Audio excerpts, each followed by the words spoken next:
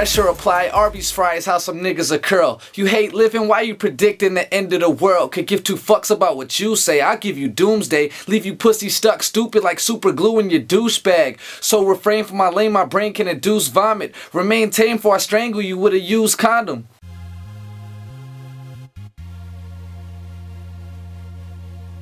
Who is Gain? But for the most part, Gain's, I'm an individual, you know, I take pride in standing out and being different.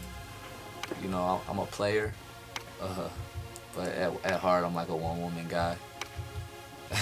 I like pizza. Nah, I'm just like, we'll talk about the real shit. I don't know, I've just always been myself, you know, take pride in being myself and, you know, making the decisions that I want to make in life, and I make hard, tight-ass music that you're going to be hearing.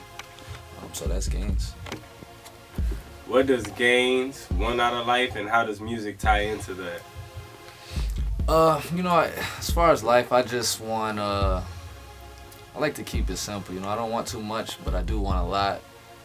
Pretty much, I feel like life is a journey, you know, and it's always about setting goals, accomplishing goals.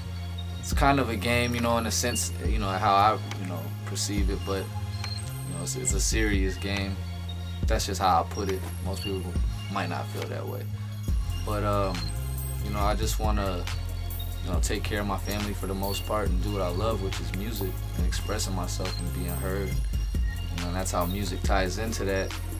You know, ever since I can remember, I've been doing music. So it's nothing really else that I could see myself doing. I don't want to have a career being a business person because I don't give a shit about business. I don't want to be a doctor because I don't want to take the time to be a doctor, so it's music. So that's how that ties into it, and that's all I can really think of to say. What makes music special to you? Man, music is special. That's it. No, I'm just playing. But man, music is so unique. It's been around forever, and you know, I just feel like, for me, it gives me like a sense of like freedom. You know, I can be the person that I really want to be. I don't have to be this person, you know, like how I am when I'm at work, when I have to, you know, kind of be a certain way to, you know, remain at my place of work. But, you know, music is like, it's like the history, I like to say. It's the history of mankind, you know. It's like the true history. We got history, you know, like Alexander the Great and all this shit. And, you know, who did this, but, you know, a lot of that shit has probably been, you know, interfered with, you know, changed. Music is the detail. I feel like it's the details of the mind, you know. Every generation has a different sound. They have, you know, slightly different topics or how they say things, you know, and they're expressing what's really going on in their mind. It's, over time, you listen to the music, you listen to how people are really thinking, how someone's dealing with certain situations. So I just feel like, in a whole, music is so important, and without it, you'd probably be fucked. And I'd probably, you know, jump off a bridge or something. But yeah, and I like social studies class anyway, so that's how I try to tie it into there. I'll just be real. Why does your music need to be heard? My music it needs to be heard because I feel like I'm actually talking about something. I feel like I'm actually hitting issues. I feel like, you know, I bring the underground feel with a mainstream. I feel like, you know, I make them mate and they have a baby, and my shit comes out. So I feel like, I don't like to hear, you know, everybody likes good feeling music. I like to hear issues that are talked about. A lot of my friends don't like the music I like because, you know, sometimes people say I listen to downer music or whatever, but I just listen to shit that I can relate to. And I want to, when I make music, I want to have people be able to relate to it, even if it's one person. So I make music that's relatable. I'm not just gonna make a club hit just for the sake of making a club hit, even though I have some tight ass club hits, or like one or two.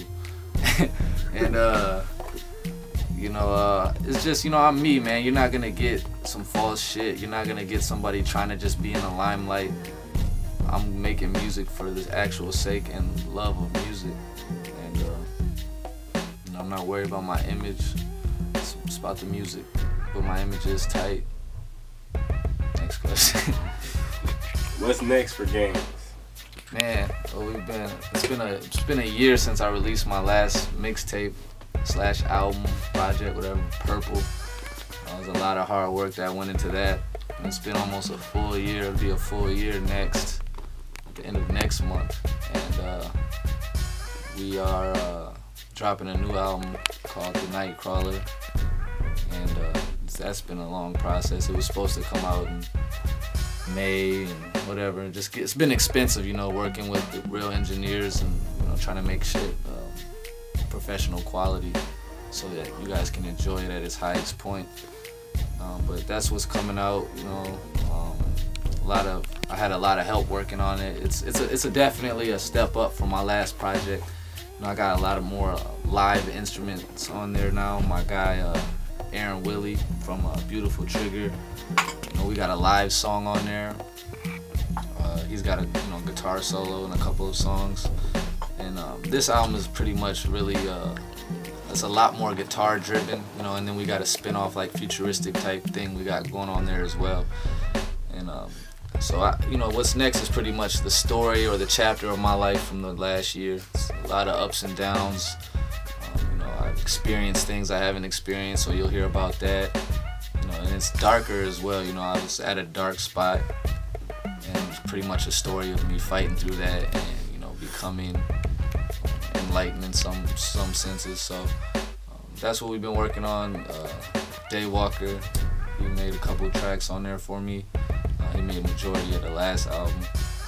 My guy Lazy, he's pretty much made majority of the beats on this one this time. Made some bunch of different types of shit. We got the front runners on there, of course.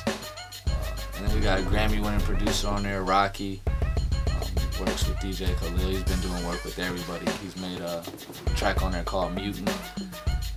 Who else we got on there? Oh, Not Ja. He made some crazy shit. He's the one who added the futuristic feel and a lot of my commercial sound that's on there. So that's pretty much what's next. It's pretty much a ball. It's pretty much a Kamehameha that we're gonna hit you with. Me and my team. Pretty much. What's your favorite quote? I have a couple, but honestly, the one that, I don't know, shit changes, and that's what part of the way I think. I tend to think. I feel like I think a little bit more than most people. That's probably a full of myself type statement, but so things change a lot. My favorite basketball player changes, my favorite song changes, favorite artist. But right now, my favorite quote is probably a Pac line, and that's pretty much ride or die, ride until I die. I've been saying that shit for said in 3 of my last songs, so I don't know the exact source of where I got it, but I'm gonna ride it until I die. That's just my whole outlook on life. Remain righteous in all possible ways. How is life being an artist / entertainer in Minnesota? Well, that's a couple questions in one, but life being an artist is tough, man. The thoughts that go on in an artist's mind, a lot of people look at it, it's like, oh, I want to be like them, but it's so mentally draining. Athletes work, they have mental, there's a lot of mental process that goes into them being athletes, but it's more physical. With us, it's so much more mental on a different level. We got to worry about, it's hard to say that I don't care what people think, but truthfully, I do care. I want people to like my music. I want people to relate, and I want to be something that you can easily relate to. And just coming up with ideals, and the process that goes into actually putting projects together, for me, it's been fucking stressful. It's a lot of money, a lot of time. So, to be an artist, you got to be consistent, with your grind. You have to be mentally tough to, not give up on yourself. And that's why my favorite quote's ride until I die, because that's what I'm gonna keep pushing. That's what I'm gonna do. And as far as being in Minnesota, a lot of people. Oh, I said Minnesota. Did I say it like that? Being in Minnesota, a lot of people tend to say, Minnesota sucks, for a person to try to come up out of Minnesota, which is partially true because no one's really broke that barrier yet commercially. I mean, there's been a few people, but I think, man, Minnesota has such a great, well, it's going to have a great influence on hip hop, and I think it's probably one of the biggest, like, true hip hop scenes in the country.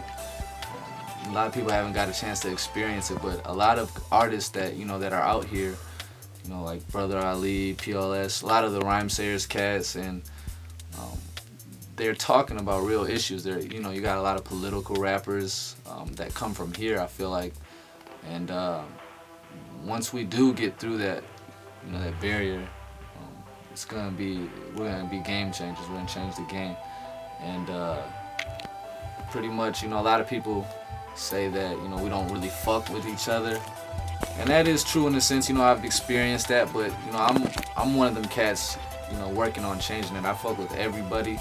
I don't, you know, not like a person that I don't know. You know, that shit's dumb. There are some people out there like that. I won't say it. You know who you are. Buster ass niggas, motherfuckers. Nah. But yeah, Minnesota is great, man. It's my home, and I wouldn't want to come out anywhere else, and I'm gonna be here until I come out.